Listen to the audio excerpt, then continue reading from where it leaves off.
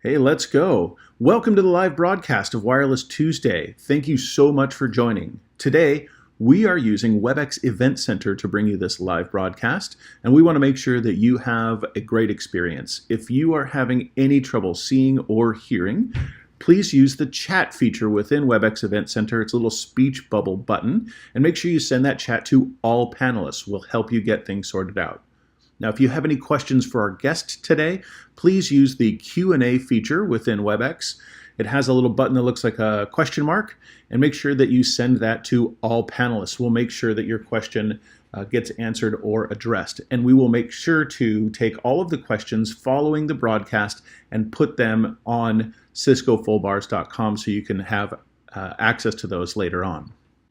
Now, after the event, you're going to get a poll, and to tell you the truth, I won all fives. But if I didn't earn a 5, please give me what I earned, but also tell me what I could have done to earn your 5. And also, a lot of our topics are derived from suggestions from people like you. So please let me know what kind of topics you would like to hear next month. Now stand by for the beginning of the broadcast.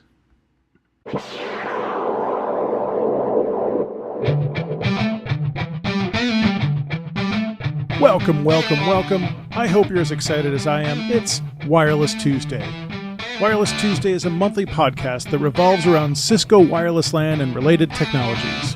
It's a way for me and my colleagues on the Cisco Global Wireless team to give back to the community that's given us so much. My name is Jason Grant, and I'm your host. Let's get it going. It's Wireless Tuesday.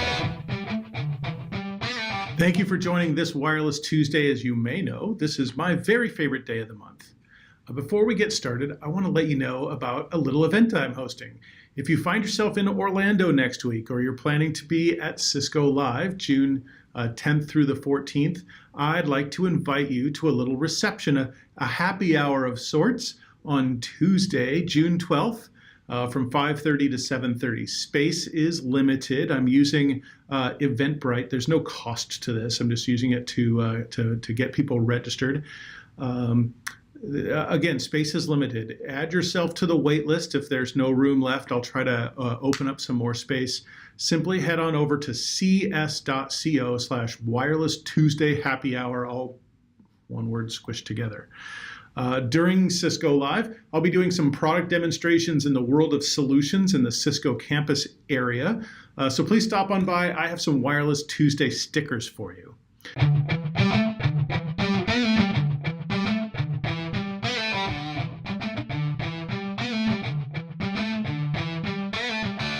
In this episode, I have a really exciting guest. For those of you who like to nerd out on design, you're in for a treat.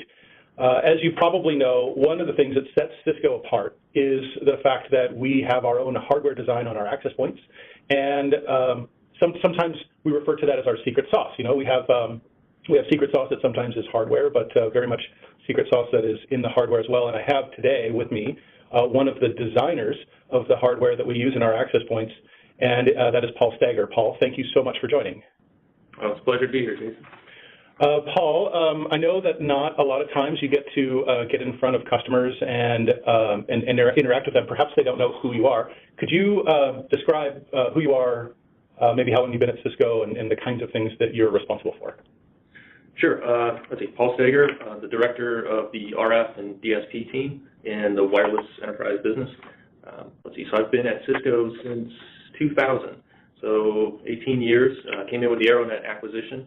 And I was at Aeronet doing RF design since, I think about 97. And wow. Before that, still in wireless. So I started out as an intern at Ericsson GE doing land mobile radio. And then from there, I went to a little cellular microcell design at a small company in Virginia, and then back home to Ohio at Aeronet. So always wireless and at Cisco for quite a while. Wow, so you're going to kind of make a career out of it then, maybe. Right. Now, you said an acronym that I think many people might have heard before. They may not have some awareness of what it actually is. You said you're responsible for DSP design. What is that? What's its function of the access point? Okay, so DSP stands for digital signal processing. So everything that happens. So the radio the RF stuff is responsible for converting the signals down to, baseband signal, I and Q, and then it goes into the digital domain through the converters, and that's where the digital signal processing happens. So the radio, the decoding of the packets, the making of the packets, what goes out on the air gets up-converted from the digital to the RF channel, and so that digital signal processing can happen in hardware or as a software component or a combination of both. And why is it important that it happens in hardware? Well, for hardware, if it's happening in hardware, then it's about efficiency, the size of the component, the amount of power it draws, the cost, those things. When it happens in software, it's about flexibility. When we want to do software-defined functions for things like clean air, there's a hardware component to the clean air, but also a software component, and we do a little bit of signal processing in both. Okay, all right. So I find that really interesting. Are there any specific projects that you're particularly proud of? Oh, wow. So we've done a lot of innovative new things. I guess what was most comprehensive in terms of bringing the team's skill set together, from the antenna design into the RF circuit design, all the way down to the signal processing, the signal capture, and what we put into the hardware, not just at the board level, the circuit level, but into the chip. I guess the most comprehensive solution in that regard would have been hyperlocation. And so, well, I'm pretty familiar with that, but for those who are not familiar with hyperlocation, what is it? Why?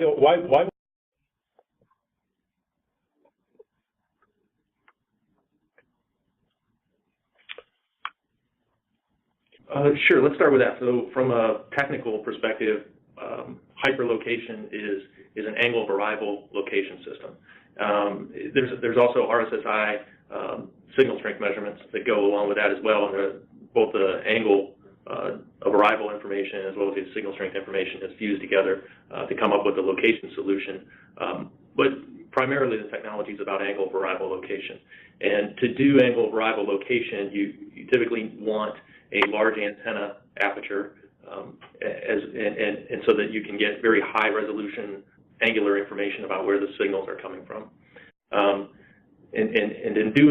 To get that large antenna aperture, what we do is employ lots of antennas spread out, and ideally, or maybe not ideally is the right word, but typically one would try to sample all of those antennas at the same moment on the same packet coming over the air. That's really not practical from a design perspective for an access point. So what we do is we sample 4 of those antennas at a time using the standard, or really not the standard. It's a modified chipset for us, but the standard MIMO of 4 receive paths in an access point, and then we stitch all that information back together.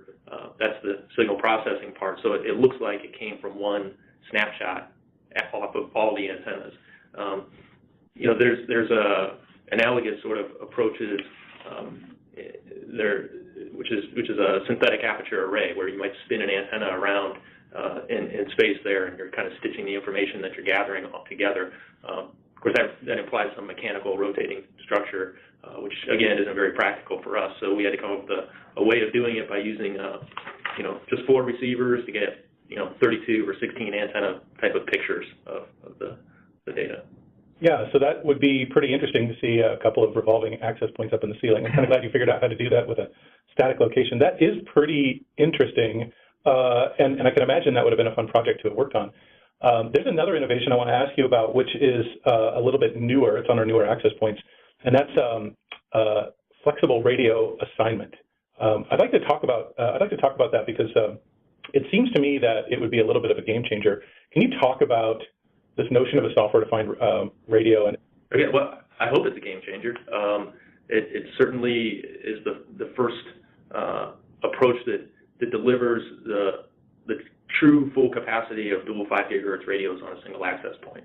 And I say the true full capacity because in our access point, the hardware is designed in such a way that those 2 5 gigahertz radios don't interfere with each other, which is a very tough problem to solve. You have to employ a number of techniques to get that antenna, those antennas that are spaced fairly closely on an access point between the 2 radios, to not interfere with each other. So the coupling between them has to be tightly controlled, as well as the antenna patterns in the FRA system. It's not just about having two 5 gigahertz radios trying to cover the same space, right? It's better if we can, bring the clients that are close to the AP onto one radio. We can lower the transmit power on that radio, again, further reducing the interference between the two 5 gig radios, and then have an antenna pattern for the other radio, the other 5 gig radio that is really looking further out. So clients that are far away are dominated, usually associated with that radio, and then we can raise the transmit power on that radio, and with that antenna isolation and that pattern diversity, we can keep them from interfering with each other.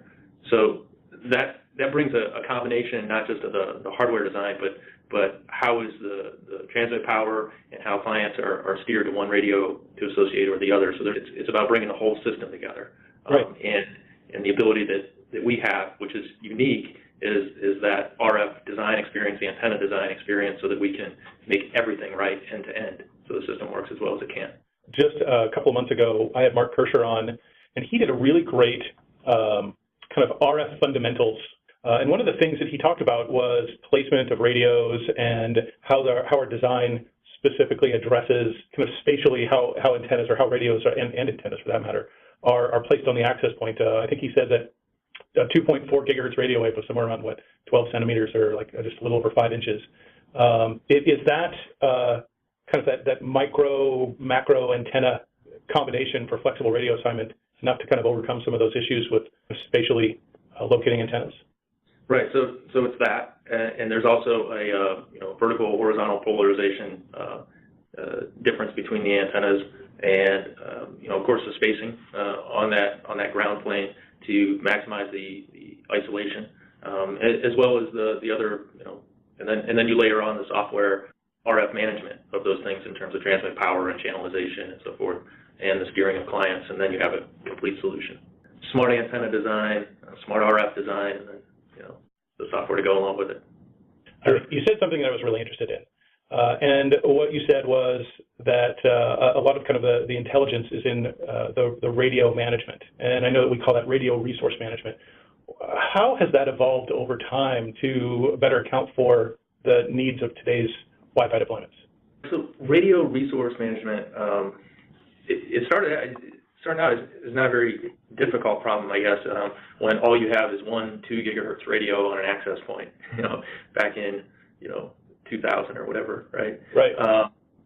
And a very small number of channels to choose from. So it came down to access points are deployed. They were usually deployed to maximize coverage. So you ended up the smallest number of APs, getting the most coverage you can out of every access point. The default position on that was simply turn the transmit power up as high as you can and make the receiver as sensitive as possible, and then do a simple pattern of keep 1, 6, 11 in terms of the channels, right? And then with the introduction of 5 gigahertz, a lot more channels with different transmit power maximum levels due to regulatory constraints, indoor outdoor use, and then DFS channels. DFS meaning that radar can be operating on those channels as well, and you have to detect and avoid radar. And that can come up at any time, right? So radars can be seeing that weren't there before, and now you have to reallocate channels. And so the problem has been steadily increasing in complexity, and then you bring in the high density notion. Before we wanted to, in the beginning we wanted to deploy for range and the fewest number of APs, and then it became apparent that the amount of data that we want to move over the network or the wireless connectivity, the number of devices that are out there, now we have the high density problem. So we actually want to bring, we want more APs up there because we want a lot more capacity from the wireless network. And as you bring things closer together, that problem of selecting the right channels, avoiding the radar, setting the transmit powers to avoid interference between, closely packed, and then making sure that we, get clients associated to the right access point. In Wi-Fi, the client usually makes the decision about which AP it's going to associate to, but you can do things on the network side to steer them in the right direction. So, and I guess the next step in all that is FRA, right?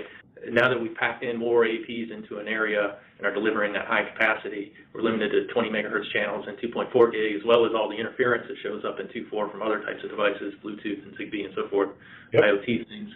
And then the client devices, of course, coming along being, 5 gigahertz capable. That wasn't always true, but it's pretty much, true today. Sure. And so now we can look at getting clients steered and just doing 5 gigahertz. So, but you still want some overlay of 2 gigahertz coverage. So at what density can we start to take some 2 gigahertz radios out of service and make those the dual 5 gigahertz APs, but still keep enough, 2 gigahertz APs interleaved in there to get, complete coverage in both 2 and 5 gig. So and then of course what I described about once you go to dual 5 gigahertz and an access point, you have to not only you have to control the interference between those two 5 gigahertz radios. So RRM has certainly evolved in a lot of ways to become more complicated and more powerful as well. So. And does that normally need a lot more tweaking, or have we done, in your opinion, a pretty good job of implementing best practices out of the box, or making it easier to implement best practices? Well, making it easier to deploy out of the box and easier to implement best practices is, I don't know that you can ever really achieve that. It has to be something that's built into your way of thinking or your culture or your approach to the problem, that we're always going to keep making it better with regard to how the customer consumes the product, right? And I think in that sense, that's certainly baked into how we approach the problem. And it goes to every layer. It starts with, the RF design, and it goes all the way through every layer of software, and the way the RF DSP team, hardware, firmware team works with CMX and, the NAC, and how we integrate into the overall product. The best practices are just built in, right? Right. Why is it important that we have such a sensitive receiver if the trend is going towards a higher density environment and we're turning down the transmit power? Maybe not so much a sensitive receiver, but a well-designed receiver, right? There are a lot of corners that can be cut in the RF design or in the chip design or whatever, and so not all receivers are created equal. Not all MIMO receivers are created equal. So the ability to, even within your coverage area, when you have different levels of multipath, or what we would call MIMO channel conditioning, which is the ability for just the wireless channel to intrinsically support multiple spatial streams or whatever. When that becomes weak, can the receiver still hear those signals, decode those signals? Mm-hmm. That's extremely important. What you want is, in all sorts of channel conditions, I want to be able to decode 3 spatial stream frames when they're being sent. The sensitivity, on the other hand, refers to the ability to hear something very far away, usually in a good channel. So there's a little subtlety there, I guess. It sounds like it's not so much about sensitivity as it is about quality. You also said something that made me laugh a little inside. You talked about polarization, and immediately my mind went to a recent picture I saw of an access point that was not only mounted on the wall, but all of the antennas, it had 6 antennas in this case, they were all kind of pointed out like it was some sort of exploding star, which if you know about deployment best practices, that's not one. And I know that in your travels, you probably look up in the ceiling. I'm normally pretty good at picking out the access points. What kind of crazy stuff have you seen that you said, wow, that's done wrong? In all fairness, actually, I see most of the times that I've gone into our customer sites, I've seen a fairly good job of deployment. I've seen some things where, some one-off, bad things where, wow, I can't believe you mounted that access point, right above that, bit of ductwork, So here it is, hidden from everything. That I guess that I've seen some strength, or behind a concrete, wall or something like that, as if it was going to have no effect on the signal strength or the coverage area and so forth. But so those are pretty extreme examples. But I think for the most part, everything's done pretty well. That's good news. That is good news. So I'd like to pivot a little bit again and talk about some of our newer products. We have a new access point out called the AP 4800. I was wondering if you could talk about what's so special about that access point and why it doesn't seem to fit in the 3 tiers of access points we have normally for our internal access points, like the 1000, 2000, and 3000 series access points. Right. So I guess for the 3000 series access point was already in a class of its own. You know, it has the module interface, and there's really no peer out there. So, and now the 4000, the 4800 access point takes that to another level of really not having any peers out there. We've taken the antenna array for the hyperlocation system and fully integrated it into the access point. So it's all hidden underneath the radome of the AP, as well as still including the FRA dual 5 gigahertz capability, performing at a high level. Mm-hmm. And in addition, we've integrated a third radio. Now, there are other APs out there that have, some sniffer radio on there or something, but, those are single receive path radios. And the access point, are usually, dual 4x4 radios. And, the client devices might be, single antenna smartphones or, 2 antenna tablet devices or 4 antenna, 3 antenna, laptops and so forth. So the traffic that's going over the air that you're really interested in sniffing is going to be multiple spatial stream traffic, mm-hmm. 3 spatial stream stuff. With a single antenna, you can't see that. So we've integrated a full 4 receive path radio that can do, true sniffing capability. And then, we've hit on this with the dual 5 gigahertz. Anytime you put radios all together inside an access point, they're going to interfere with each other. You're going to get hit with extremely high-powered, signals when the AP serving radio is transmitting to the client, and you're trying to listen to that. So somebody's, essentially yelling at you, and standing, in your face. And then on the next frame from the client, it could come and seem like a whisper. So we have this near-far listening problem, and the integrated sniffer radio has some special hardware capabilities to deal with that. There's a interconnection between the serving radios and that sniffing radio, to where we're adjusting dynamically the ability of the receiver either to not get overwhelmed by the yell and also at the same time be able to hear the whisper from the client that might be far away. So it's really in a class of its own for a lot of reasons, and so it needed a bigger number, I guess.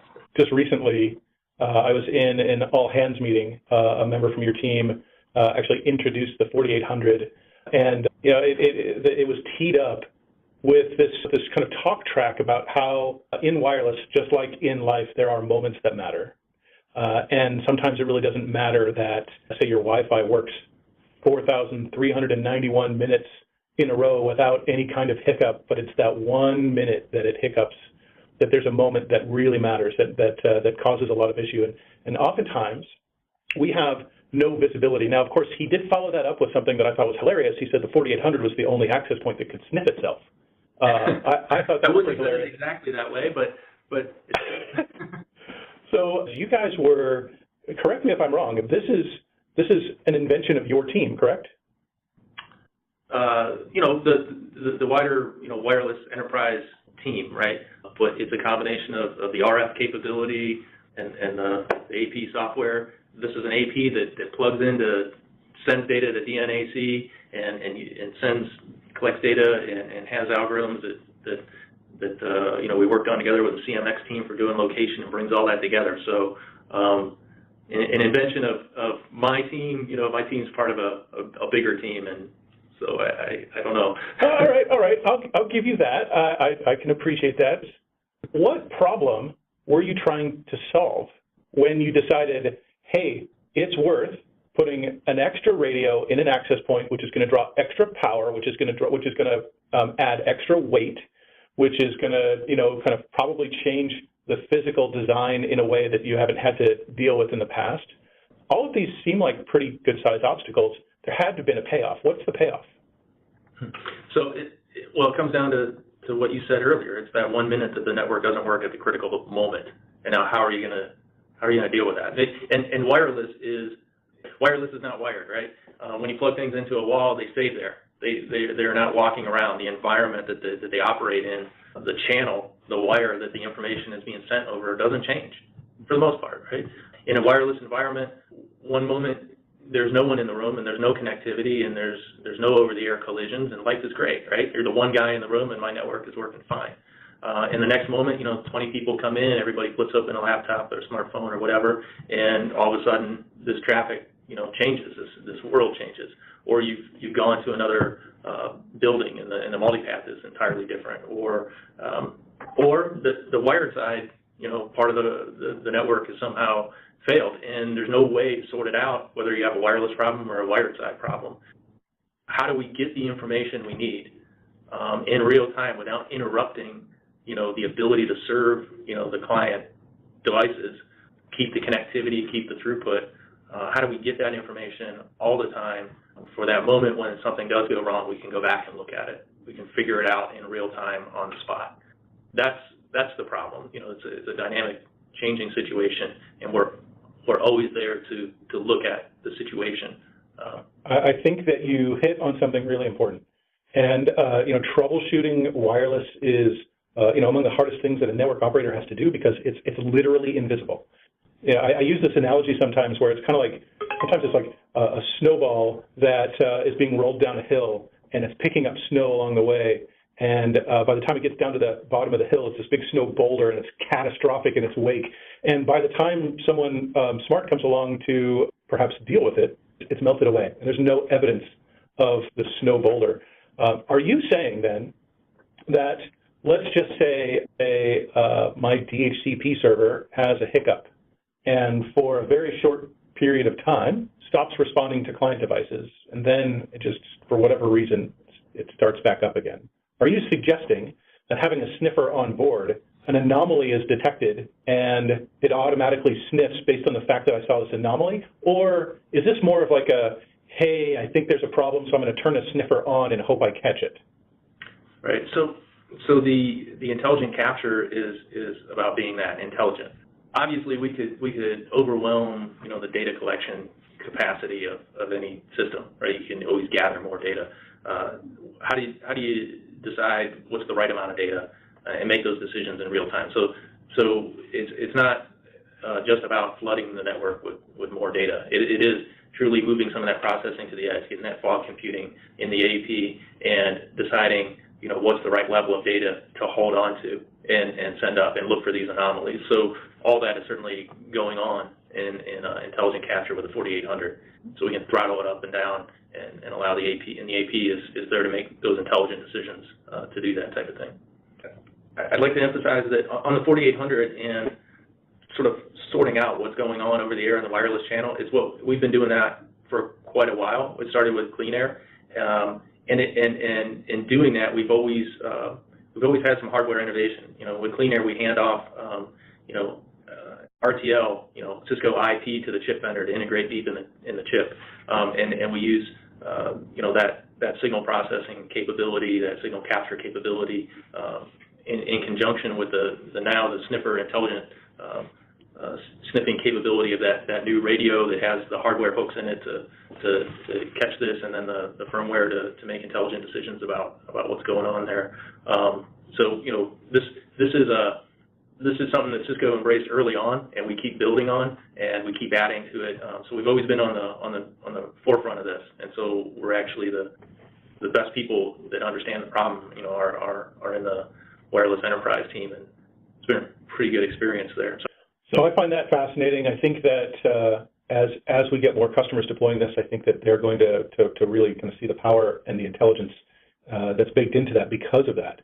And it's really because of that third radio. We also have announced a sensor radio. Could you talk a little bit about that and how that fits into the picture as well?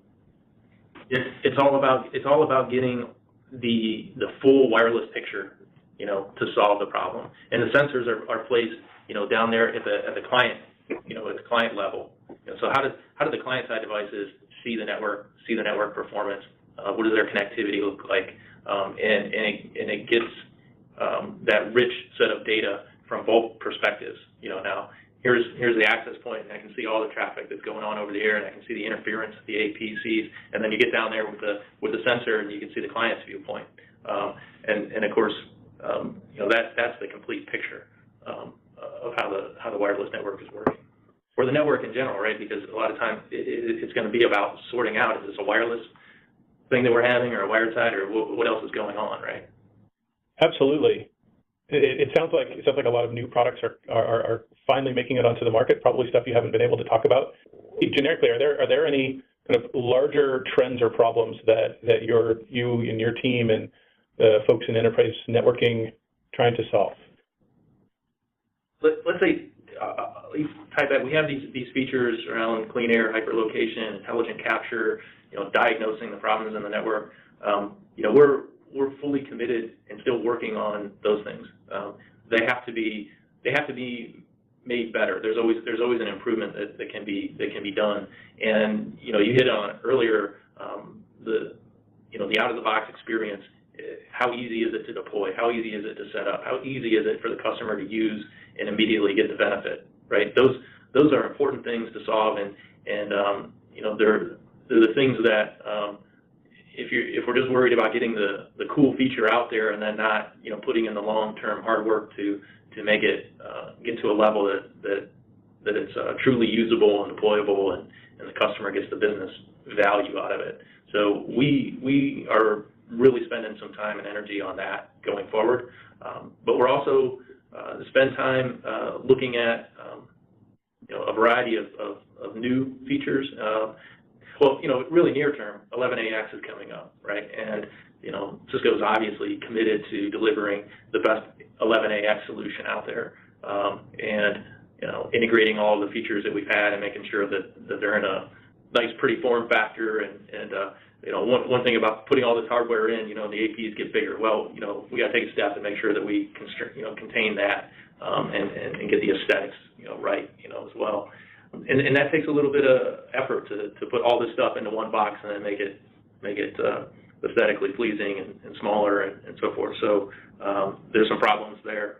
Even if we don't do all the low-level, board-level design on some things, we still spend a great deal of time working with component vendors, right? If we want to get new filter technologies or up-integrate the RF stuff or look at different types of antennas, we want to lead on those things. So we continue there. There's always this. There are different opportunities that are probably a little further out there around CDRS and 5G and so forth, and one has to keep an eye on those things. But for now, Wi-Fi is the right choice, and we have a lot of work going on there. Wow, that's really cool. Now, how often do we innovate and then drive that innovation into a standards organization versus taking a standard and building on that or building to that? So Cisco's always had, and Aeronet as well, right? Aeronet was one of the founding members of 802.11 and bringing Wi-Fi to market. And so we've always had a presence in the standards, and we continue. We have a number of guys and girls folks who attend the standards meetings and participate and contribute, and we'll continue to do so. There are some innovations, though, that I think will probably always be Cisco proprietary, and that's probably good for our business. But definitely it's important, for Cisco to be a key player in making sure that Wi-Fi is as good as it can be, and so we definitely participate in that. Do you do you have a favorite book or like business book or technology book? What kind of stuff do you read? Are you a big reader? Yeah, but it's always a variety of different things. So let's see. I think the last book that I picked up was Grant's memoirs on the Civil War. So a lot of history and stuff, and Teddy Roosevelt's biography. On the technology side, I'm trying to do a lot more reading on machine learning and things like that. I have a math background as well as the RF, so it's kind of an interesting subject for me, and it's definitely something that we need to take the team to dive into more.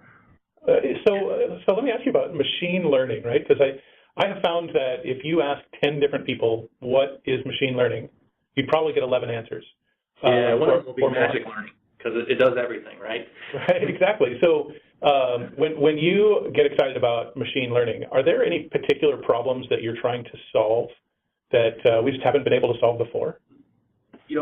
Well, the obvious stuff for us, because we've done the hyperlocation and so forth, is how do we make location solutions better? How do we combine more data to not only improve the accuracy of the solution, but how do we make the deployment problem easier? So, can we get measurements from, lots of devices out there simply roaming around and know, is the infrastructure deployed as we think it is? Is the AP placed at this, location? Does that make sense? And can you get that type of result out of looking at this massive amount of data that you're gathering, or for hyperlocation, since an angle of arrival problem is the orientation of the AP known and entered accurately. We've had situations where clients have said, location was working great, and then one day it just stopped working. Well, turns out somebody went in and moved an access point. So if you don't know where your APs are, you can't figure out where your client devices are. So those are problems that we don't want the customer to have to deal with in that way. Oh my, the system just broke. We should be able to figure out that something changed and proactively let the customer know, or say that AP actually moved from here to here, and that's why things have looked different.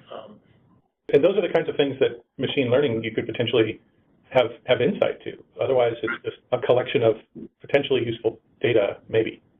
Yeah, right. We always will have software bugs. And I'm kind of familiar, I'm not a developer or anything, but I'm kind of familiar with the process of identifying, escalating, and resolving software bugs. Do we have hardware bugs that are managed or tracked the same way? How do you, it seems like it's quite a bit less tolerant because it's hardware, and I can't just reflash it necessarily. How do you deal with hardware bugs? Well, the first is don't have them, right? but that's not realistic.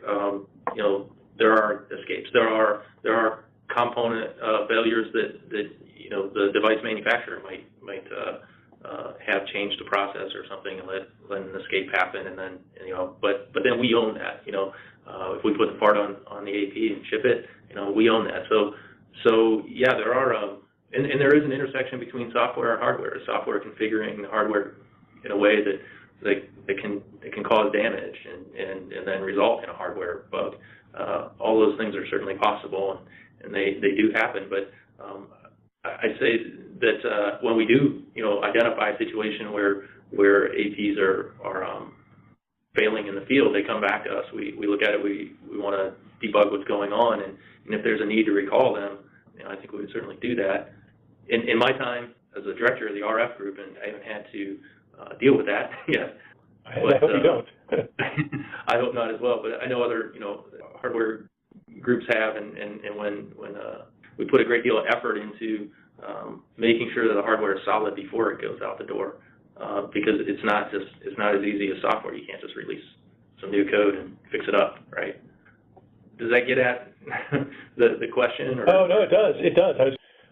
Any closing thoughts? Closing thoughts, I guess. I've been doing this for quite a long time, and the notion of differentiation has always been a strong component in what we do. And very early on, it was about the highest transmit power and the best sensitivity and so forth. And the idea of how do you get meaningful differentiation, what specifically that is, changes over time. But the need to have that differentiation and that's innovative, new, that's solving new problems that are coming up is always there. We kind of shift our focus accordingly. And what I found over the full time that I've been at Cisco is that there was a time when just an RF team could deliver all the differentiation that the AP needed, and now that's not the case. It's not about how you do that specific. Did I choose the right power amplifier, that specific antenna design? It's have I put it together in a system that can deliver angle of arrival location or clean air spectrum capture coupled with the firmware to do the signal processing and sort out the heuristics for what am I looking at, right? How many of those Bluetooth devices are out there? Where the heck are they? Now it's network assurance, intelligent capture, and the ability to deliver differentiation is a much bigger team, a lot more variety in that team, all working together, but going to really the lowest levels in each. We go all the way into the chipset to change the hardware to get the data we need so the DNAC can sort out, what just happened over the wireless channel. That differentiation is so much more of an architectural level differentiation, and it involves such a variety of engineering talent to deliver it. And that's why I've been at Cisco so long too, because only at a company like Cisco do you get all of that, under one roof to work together to solve that bigger problem. So that's the most, that keeps it interesting and exciting. It seems pretty motivating, actually. Well, I'm glad that you're there to do that. Yeah. Paul, I want to congratulate you and your team and the rest of the folks in enterprise networking on such a great quality group of products that you've come out with. I think that we continue to kind of innovate and even change the game. Really excited for customers to get their hands on DNA assurance, which I think is really getting insights and innovations from these sensor radios in the 4800s and the ability to do some automated sniffing, even though it's sniffing itself, which I still think is hilarious. But congratulations, and thank you so much for joining me today.